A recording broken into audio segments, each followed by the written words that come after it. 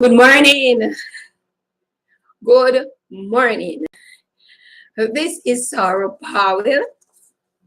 I'm your host today on the West Indian Black woman healthcare issues and also um, healthcare services.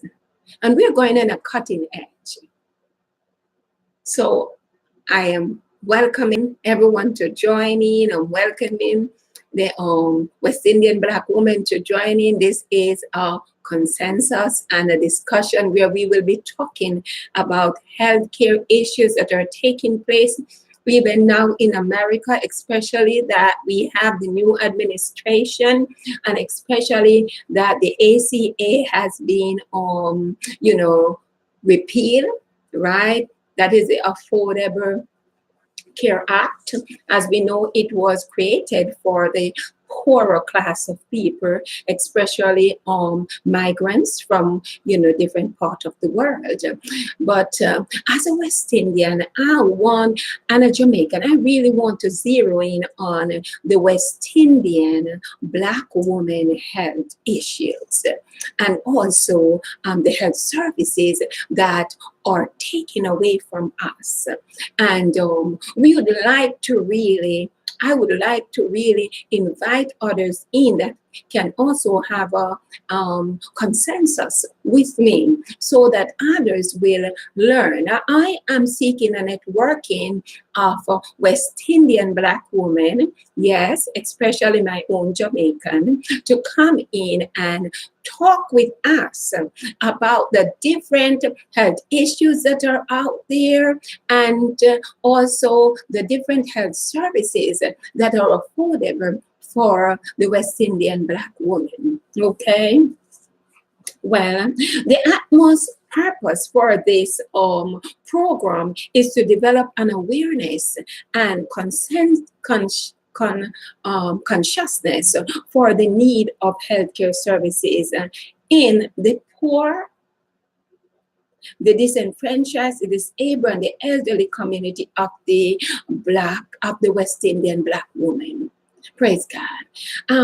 One of the reasons is that we feel left out. And this is because we have fell between cracks, yes, of the African American and the other Black women that are living in America. Although we are similar, but we are unique. West Indian Black women are unique people. And because of our uniqueness, we need to have a special health treatment going on in our life. Yes. Secondly, is to develop a consensus and discussion that will be beneficial to West Indian Black women in educating them of the most prevalent health issues that are really plaguing our community in today's times, and also to research different access for health care services that needed in this time. Because the West Indian Black women have been plagued with certain issues. And why are they plagued with that type of issues? It could be because of their culture. It could be because of their social culture. It could also be because of hereditary, yes, because sometimes most of the illness or strive from hereditary condition or for parents and our parents. But it can also be managed. If we know about it, we can also take care of ourselves. So we need to be at that cutting edge where we're teaching and we're absorbing information to really keep healthy. Come on, somebody. So in educating our West Indian Black women of the prevalent health issues and how to access healthcare services will also help to decrease the health issues that we are encountering. All right. Now, one of the greatest thing about our health and care services and health issues, we have to remember that the Affordable Care Act is not repealed. So our health services is not going to be the same. All right? West Indian Black women, our health services has been changed. If you used to go to the doctor and didn't pay for certain things before you enter in, now they're asking for your insurance card and they're asking also for your co-payment. And it's not 1 cent either. It is all change.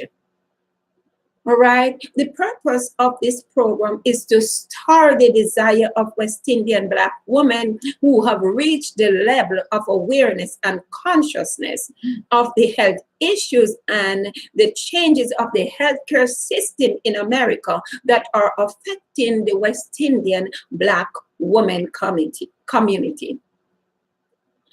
To network with this program or this host, Sarah Powell, on the most frequent health issues that the West Indian woman faces daily and discuss ways that these health issues can be resolved. And that's why this program is on today. So I am desiring of your conscious communication, networking with me. The second purpose is to educate the West Indian Black woman community, to bring them to the consciousness and the awareness that their health is necessary to survive. So they will seek health services. A lot of our West Indians, Black women, we migrate here. And when we migrate here, we do not seek healthcare services. Once we're feeling okay, it's fine.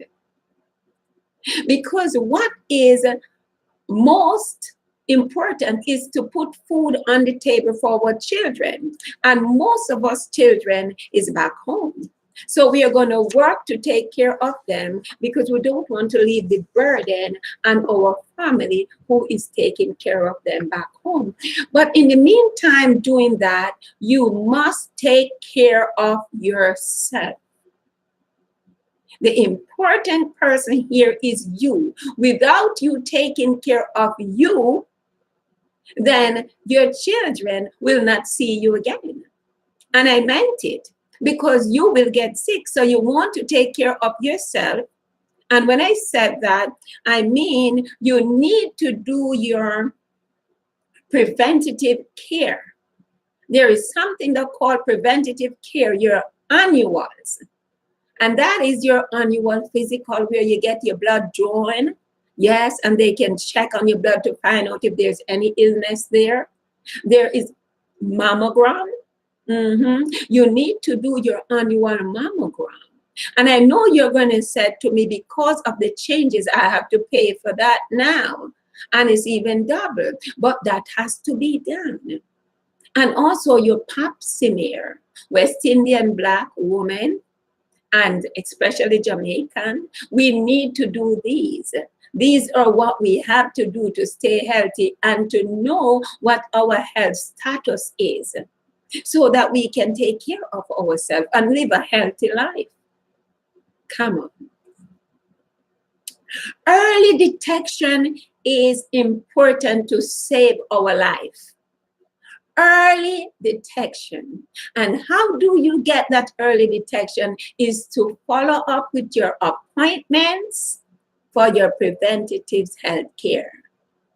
And I understand that because of the change of the administration and the change of the health services, a lot of our West Indian Black women has put that aside, has put preventative care aside now, because the food on the table for our children and the rent or the mortgage take up all the money. We have no more money to finance that. But we want to work together in a consensus, conscious consensus, that we can also provide information and do some networking so that the Black woman, yes, especially our West Indian Black woman and Jamaican I said on Jamaican because I'm Jamaican, will know where services are, and will also access it to get their their preventative care, and also to work accordingly to their health status, to take care and to live healthy. We must help in both information and give to other West Indian Black women. We will seek out health services for them, and also educate them into accessing health services. Early detection of health is warranted, as we know that. So Black women, especially West Indian Black women and Jamaican, it is important that they also get health care and get it at the right time and at an early time in their pre-illness, because we need to be assessed by a doctor, to also, before we are sick. A lot of us go to the doctor when we are ill, symptoms, they call that sign and symptoms, right? When we have sign and symptoms, that's the time we go to the doctor. But today I really want to encourage you to get involved, to write your comment, to write information where other people can come on and read and really gain that edification or education about where they can go to get like a mammography at a small fee, or get mammography at a free cost. Because there are times when the Black church used to be doing this, and I don't know if they're doing it again, but I am encouraging the Black church who have the ability to do the health fair to keep on doing it, so that Black women, West Indian Black women, will have a chance to access preventative care. All right. Study found out that Black women, and I'm going to say Black women because this is all Black women, are likely to have a diagnosis of stage 4 cancer more than any other races, because we are lack of preventative care. We don't go to the doctor. And what monster we really have in our midst right now as West Indian Black women is that our insurance has been changed. Our health services has been changed. And that's why I am here today pleading with us, the ones that are doctors. I know doctors. My own niece is a doctor. My own cousin is an NP. You're doctors, and you know how difficult it is sometimes for people who are working pennies then. Because some West Indian Black women came here, they have to take care of the children back home, they have to take care of their husband, and when they get here, their husband, they have to take care of their household. They're the glue. So they keep on working to bring forth that money to pay the mortgage or pay the rent or put the food on the table and to take care of the children. So the money is all gone in utility bills and in rents and those things. So the money to do their preventatives and their annuals at the doctors and so on, their tests, is all gone. So what I am saying to us today, we can change what the administration has been doing in America by cutting and by repealing the ACA, which is the Affordable Care Act. But one thing we can do, we can lend a helping hand, as it with the Good Samaritan. Remember when Jesus speak to us through the word of God about the Good Samaritan? We can also lend a hand. Whatever we can do, information, or we find a group of people where we can add our time to, by teaching and by giving them information about how to access healthcare services at a small cost. that will be helpful in the West Indian Black woman community. All right. West Indian women of childbearing too, they too can also have problems. They suffer the highest loss, miscarriage, and the highest loss of child, and the highest baby that born with sickness and deformity, because most of them did not show up for their perineal care services at for their prenatal, forgive me, their prenatal care at the doctor. They don't go because they don't have the money. Some of them may need a co-payment and they don't go. Some of them may have been instructed by the doctor to buy certain medications, and when they go to the pharmacy, they couldn't afford it and they don't go back because they don't know what to tell the doctor. So that child born with a deformity are born with a sickness that could be prevented. So, and also they could be miscarriage. The child could be miscarriage because they don't follow up with their prenatal health care. So we want to be there that we can encourage our West Indian Black women. Most of them is ignorance. They don't know better, so they need to be educated.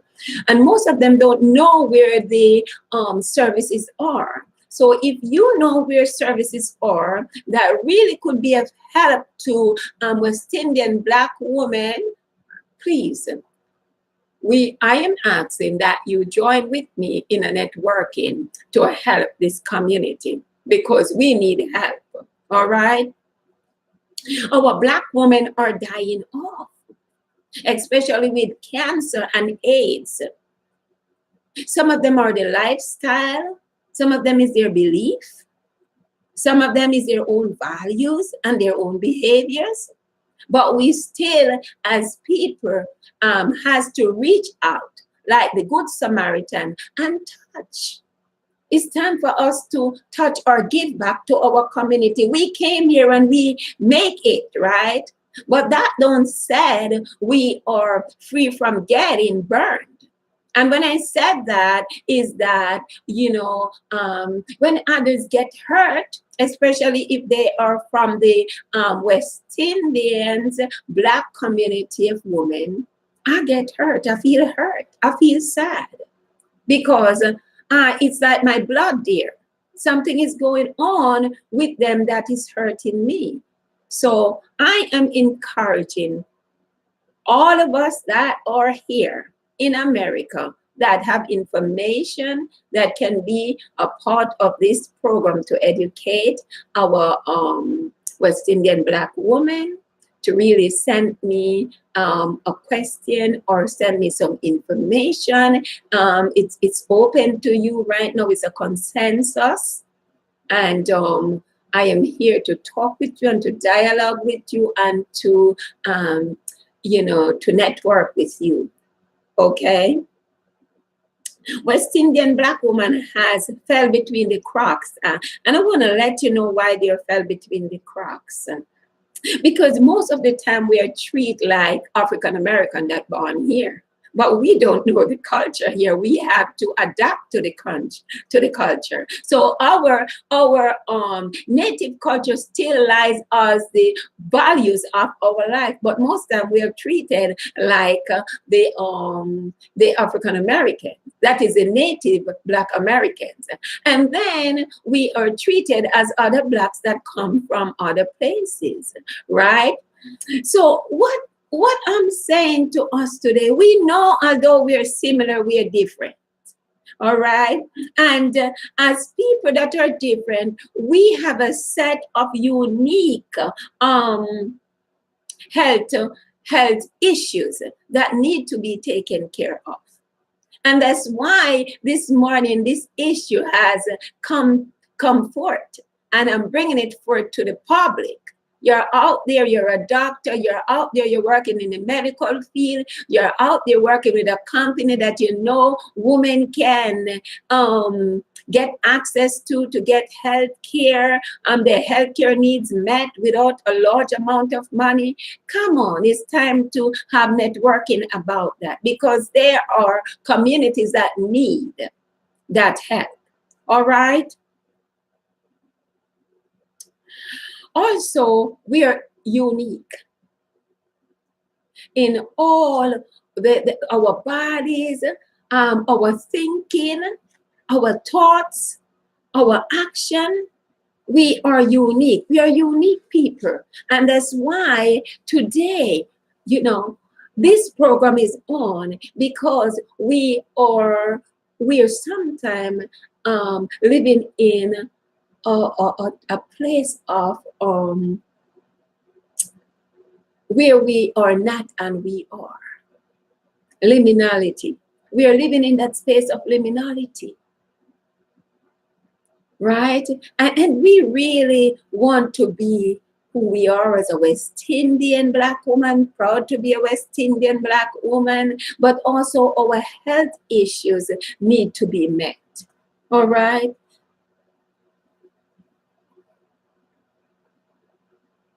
We need information that help West Indian Black women to gain access to preventative care services. Yes.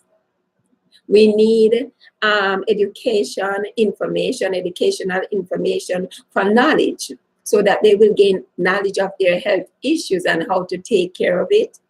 Most people do not know. They're ignorant to what they're going through. Although some of them are very educated, they're ignorant to what is going on in their body, and they need to be taught. Not that you look down on them, but they don't know. So please talk with them. And when you're talking to them, leave out the medical jargon. Talk with them like you would talk to your friend.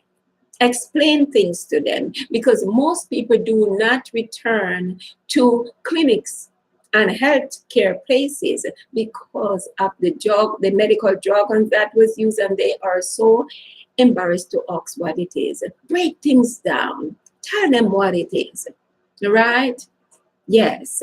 And secondly, lead them to seek healthcare, because that's what we are here for. What the government do, we can't fight them, but we are here to help each other, just like the Good Samaritan, right? All right. And I'm going to make a plea to the church. I have a lot of church pastors that are female, Black Jamaican pastors that are female. And I want you to join with me in this, right? Sometimes the churches do screening, it can be blood pressure screening, it can be diabetes screening. It also can do, some people have the truck drive up and they do mammography screening, they do dental care. Yes, portable truck that drive up to do that. So if you're doing that, I'd like you to write this on this YouTube program, so that people that come on and see this YouTube program will also get the information firsthand, and they could get access to preventative care and to any other health care that is out there. As I said, we have a problem, a health issue in America now, since the ACA has been repealed. And most people cannot afford the existing care anymore, neither their preventative care. If they are not with a company that will pay for that for them, they will have to pay for it. And they're not going to go and pay for an x-ray for how much? $100. They're not going to pay for the pap smear. They're not going to pay for the mammogram, when they are not feeling pain. And that's why most of our Black women do not find out that they have cancer until they start to have this symptom where it is all foregone, the bleeding of the coming through the nipple, or the big lump on the breast, or whatever way they have it, right? Whatever way the symptoms come, they do not know that they have the cancer or the illness until the symptoms arrive. And that's time when they are going to be suffering. All right? Okay. So this is a clarion call. This is a clarion call for everyone. Every West Indian Black woman. I don't care where you're from, if you're from Barbados, if you're from Trinidad, wherever you're from this evening or this morning, I'm calling you. Yes, to put in your information, whatever you know, put it on this this Facebook that others can be a part and also participate and share. The government is having this now. If you know something, say something. So if you know something and if you have wisdom about something that can help your brothers or your sister, say something. All right? Yes. And I really want us to go into a consensus too about what is taking place in this country. Most of us are citizens. Yes, most of us are residents, and I know if you're not, if you're not a citizen, sometimes it's best for you don't to say anything. All right. But if you are a citizen, we'd like to dialogue also pertaining what is going on with the issue of the health care.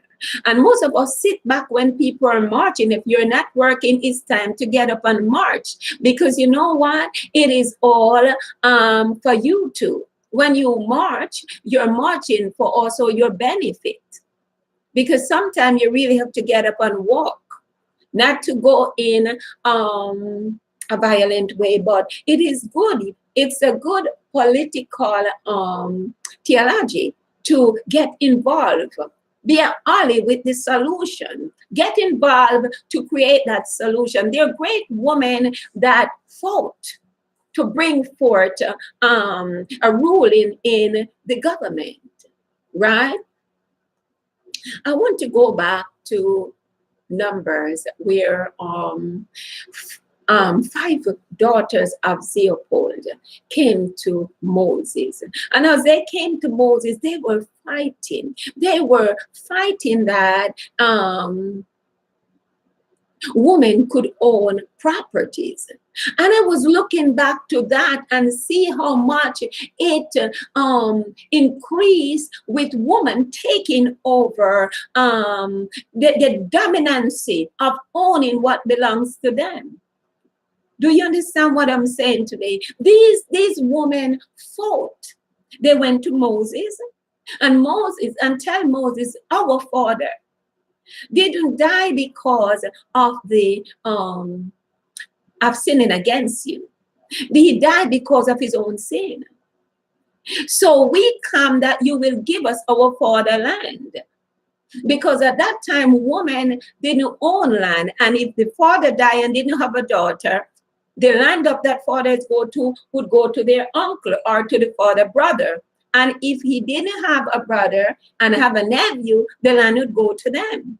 And these women walked up to Moses and fought and said to Moses, Moses, it was non-violent. You don't have to be violent in doing your fight. You can pray, you can fast, and you can ask. Come on, somebody. Pray, fast, and ask. Anyway, they went to Moses and they tell Moses, listen, we'd like our father inheritance. He didn't do you anything. And Moses died and didn't give it to them. And when Moses died and Joshua take over, they fought. They went to Joshua. And not only that, they went to Moses alone. They went to Moses and the elders. How dare you are to go to Moses and the elders? You're a female. You don't have a voice, right? You're not supposed to be talking. And you get yourself before these great leaders. Of course, because they have boldness. And of course, because they are confident. Be self-confident, knowing that, as Paul said, knowing that the God that started a good work in you is faithful to bring it to completion. You're beautiful. Yes, you're wonderfully made. You're supposed to be empowered by the power of the Holy Ghost. The boldness of God's supposed to be on your life. So what keeping you back? Why are you staying back? Your confidence supposed to rise you up in faith, knowing that there's still something for me out there that I have to walk for. And that is what I want to say today. We have to be people of determination and people that see the goal and walk towards the goal. Come on. Nonviolence, public theology. Walk when it's time to walk. Women march up into Washington to defend health care. And we know that. And a lot of time we look around, the Black woman is not there. The Black woman stay home, and the Black woman said, well, I don't have a right to be there. Yes, you have a right to be there.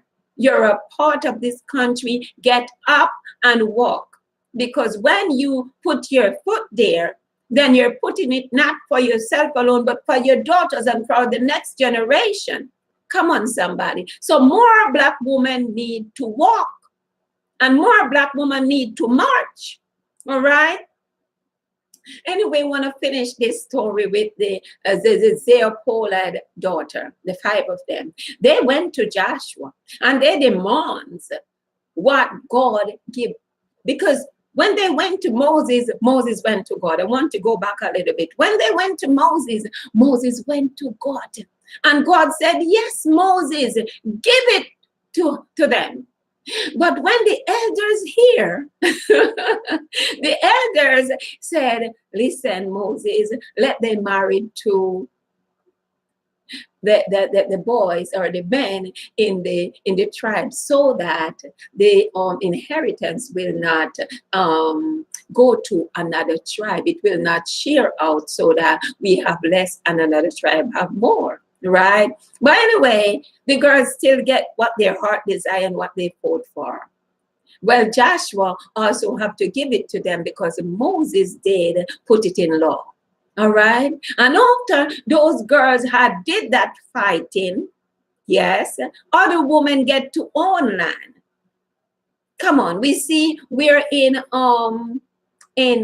Joshua, and I just want to let you know, when one person fight and when one person fought and go into certain situation and won certain battle, what will happen, right? People stand on their shoulder. There was also Caleb's daughter, Asa, that Caleb gave land to Othniel, her husband, and when she wants something, she wants Othniel to ox, right? And then her father asked her, what can I do for you? And she asked for the water. She said, well, you give us land, but I'm asking you for some water, the spring. So we as people, as women of God, West Indian Black women, we have a mouth to ask. And we can talk to our God, and we can also get up and march non-violent, in a non-violence way, also to for the government to understand that we are human beings too, right? And there's also healthcare services that should be catered to us. All right?